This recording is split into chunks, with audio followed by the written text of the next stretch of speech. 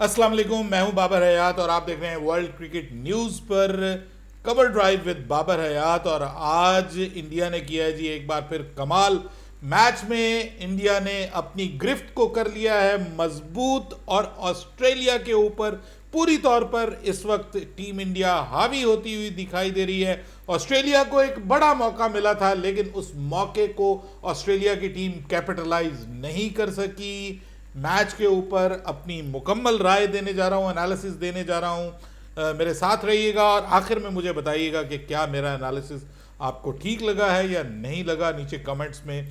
लेकिन आगे बढ़ने से पहले आपसे गुजारिश कि अगर आप हमारे नए व्यूअर हैं तो प्लीज़ हमारे इस चैनल को सब्सक्राइब करके बेल आइकन को पुश करना मत भूलिएगा। तो जनाब, इंडिया वर्सेस ऑस्ट्रेलिया, सबसे पहले तो बहुत ज़्यादा कंट्रोवर्सीज और बहुत ज़्यादा चीखों पुकार ख़ास तौर पे ऑस्ट्रेलियन मीडिया की जानिब से। और उसके बाद फिर आपको पता है कि गुज़िश्ता रोज़ जो वाक़या हुआ, वो जो क्रीम लगाई है उन्होंने बॉल के ऊपर, उसको लेकर के बड़ा तूफान खड़ा किया गया ऑस्ट्रेलिया की जानिब से। और अब तो उसमें मैच रेफरी जो है उनको भी इन्वॉल्व होना पड़ा। उन्होंने पूछा कि जनाब ये क्या लगाया गया गेंद के ऊपर। वैसे ये मुझे समझ नहीं आया कि ये क्यों लगाया क्यों था, इसकी क्या रीज़न थी। क्या उसको शाइन करने के लिए एक तरफ लगाया गया या बॉल को एक तरफ हैवी करने के लिए, क्योंकि उसके बाद उन्होंने उसको रब भी नहीं किया।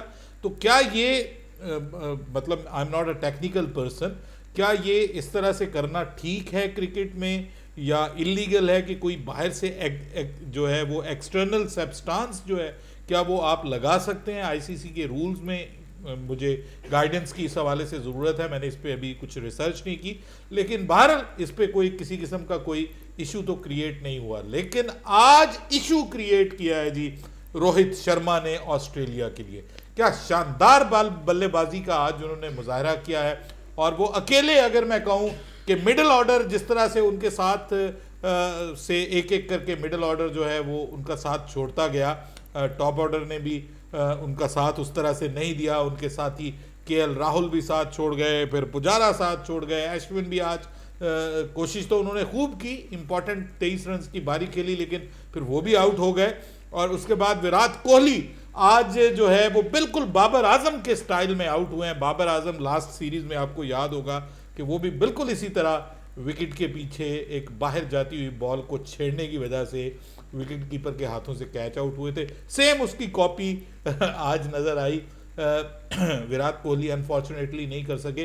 फिर जो डेब्यूटेंट थे सूर्या कुमार यादव, वो भी एक इंतहाई गैर ज़रूरी और गैर मौजूद शॉट खेल करके आउट हुए हैं। टेस्ट क्रिकेट में इस तरह की शॉट खेली नहीं जाती। यहाँ पे ऐसा लगा कि शायद वो टेस्ट क्रिकेट में थोड़ी इनएक्सपीरियंस होने की वजह से उन्होंने ये शॉट खेली, वो भी कुछ खास नहीं कर पाए और उनके विकेट कीपर भी कुछ खास नहीं कर पाए। लेकिन जिसने किया खास वो थे रोहित शर्मा। आज उन्होंने 9वीं सेंचुरी अपने टेस्ट कैरियर की स्कोर की और one of the best centuries I think so of his career. जिस तरह की मुश्किल कंडीशंस में जैसे उन्होंने अपना कैरेक्टर शो किया, जिस तरह से उन्होंने पेशेंस के साथ और जहाँ पे सिर्फ लूज बॉल्स को उन्होंने शॉट्स खेली, अदरवाइज उन्होंने बॉल के मेरिट के मुताबिक खेला और बड़े अच्छे तरीके से उन्होंने अप्लाई किया खुद को।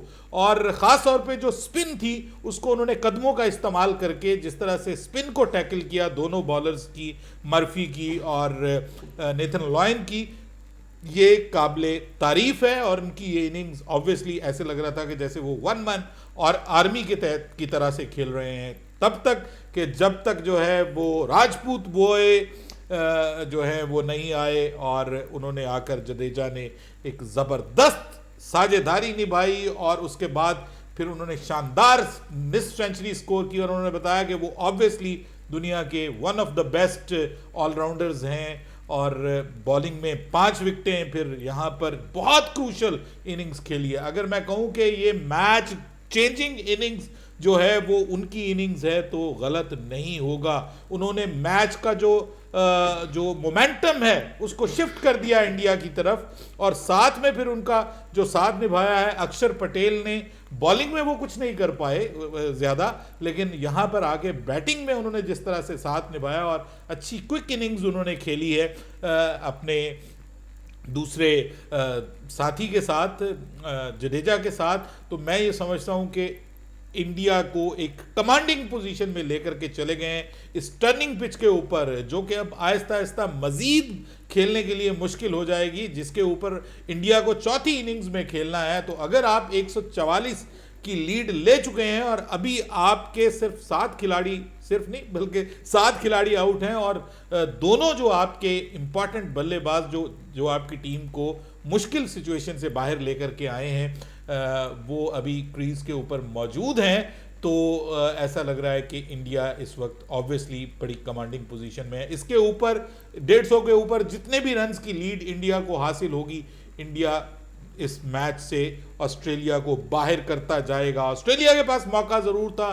Due to extraordinary debut of Murphy, जिन्होंने जो है वो 5 विकेटें हासिल की हैं अपने डेब्यू के ऊपर। नागपुर की इस पिच के ऊपर वो 5 विकेटें हासिल करने वाले दूसरे ऑस्ट्रेलियन बॉलर बन गए हैं, और क्या शानदार उन्होंने बॉलिंग की है, और जिस तरह से उन्होंने पिच का इस्तेमाल किया और वेरिएशन का इस्तेमाल किया और इम्पॉर्टेंट विकेट्स जिस तरह से उन्होंने हासिल किए हैं, मैं कहता हूं कि काबिले तारीफ है उनकी बॉलिंग भी, और कप्तान ने कप्तानी भी अच्छी की। लेकिन यहां पे जब आप उनके सबसे इंपॉर्टेंट बल्लेबाज को सेंचुरी के बाद बहुत बड़ी सेंचुरी बनाने से रोकने में कामयाब हो गए, वहां से मुझे लगता है कि ऑस्ट्रेलिया ने एक बड़ा मौका जो है उसको खोया है। ऑस्ट्रेलिया को मैच में वापसी का एक ऑनेस्ट मौका मिला था, जिसको टीम ऑस्ट्रेलिया ने खो दिया, और उसके बाद वो सारे का सारा जो मौका था उसका मलिया मेट करके रख दिया अक्षर पटेल और जडेजा ने, और यूं ऑस्ट्रेलिया के हाथों से अब ये टेस्ट मैच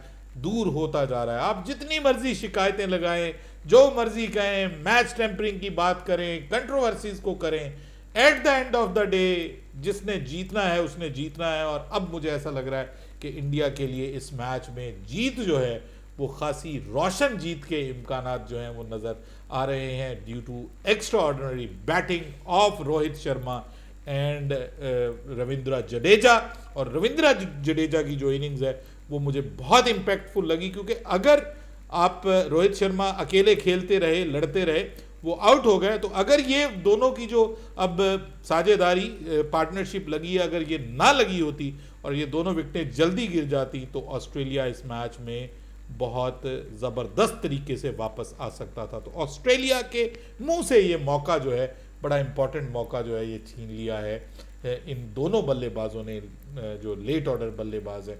तो होपफुली अब देखना ये है कि क्या इनको अगर ऑस्ट्रेलिया बहुत जल्दी आउट कर लेता है कल सुबह आके, तो कुछ ना कुछ चांसेस ऑस्ट्रेलिया के पास रहेंगे। लेकिन अगर ये मामला लंबा हो जाता है और इनिंग्स और आगे चली जाती है, तो फिर ऑस्ट्रेलिया के हाथों से इस मैच में जीत जो है वो बहुत दूर निकल जाएगी, और जीत फिर इंडिया की तरफ जाती हुई दिखाई देगी और ज़्यादा सर्टन हो जाएगी। अभी भी ये जीत जो है वो इंडिया की तरफ ही जाती हुई दिखाई दे रही है। अपनी राय दीजिएगा कमेंट सेक्शन में। बाबर हयात को इजाज़त दीजिएगा। अल्लाह हाफिज़।